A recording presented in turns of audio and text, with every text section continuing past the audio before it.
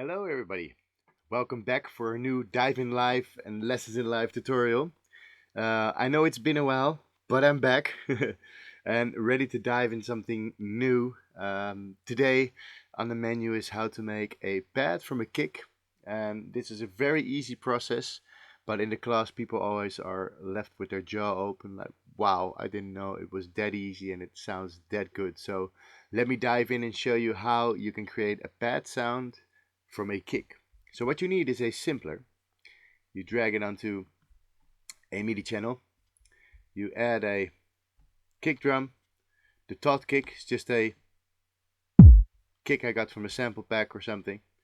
I make a small loop here. I put it on classic, and here you see the loop function. So it loops.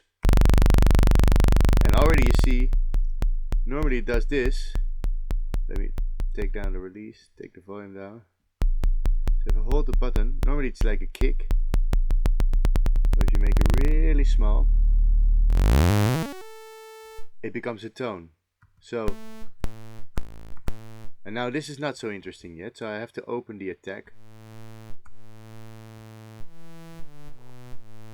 Now it becomes a tone. What if I play a chord? Already super cool. So just let's add some effects. Let's say a chorus, a reverb, a saturator with some drive, soft clips, dry wet. Maybe a chorus, reverb, saturator, another chorus, just to make it funky. And maybe a little delay. Let's say delay. There you are.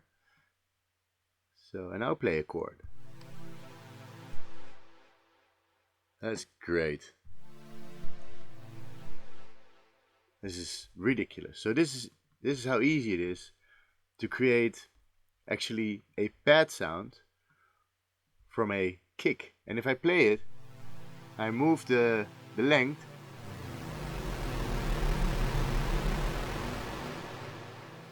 I get all these extra effects where you can use and try to do stuff with. Then if you really like it, you can say, okay, I'm gonna take this one, hold shift, press this one, so they're all selected. Command G to make it one big group. And I can rename this here into my pad from a kick. And then pressing this button will save it into my user library. But also you can map like certain stuff. You can map your attack, decay, sustain, release to your macros.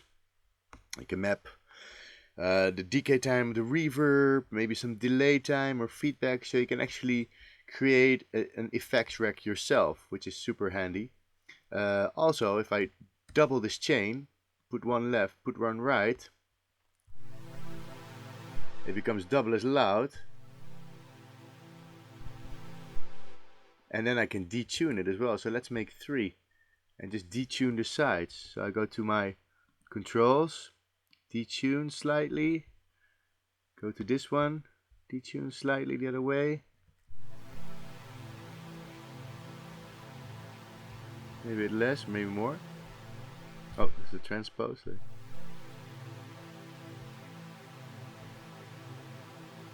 Now you can hear it really starts to become like a analog synth. Beautiful. So this is how you can create a pad from a kick. Very short but powerful tutorial. You can add all kinds of other stuff. You can try it with a snare. You can try it with other samples. Maybe you can record your voice and try to make a like a synth or a pad from this. If you have any questions, please email me at info@lessonsinlive.com. If you want to know more about Lessons in Live, go to www.lessonsinlive.com. I've got a Facebook page where we have all music and music production lovers in one group. Feel free to request to be added to the group. It's great to get some news on new synthesizers or whatever you want to know. And yeah, let me know if you like the video, subscribe to the channel, share it with your friends, and thanks and have fun.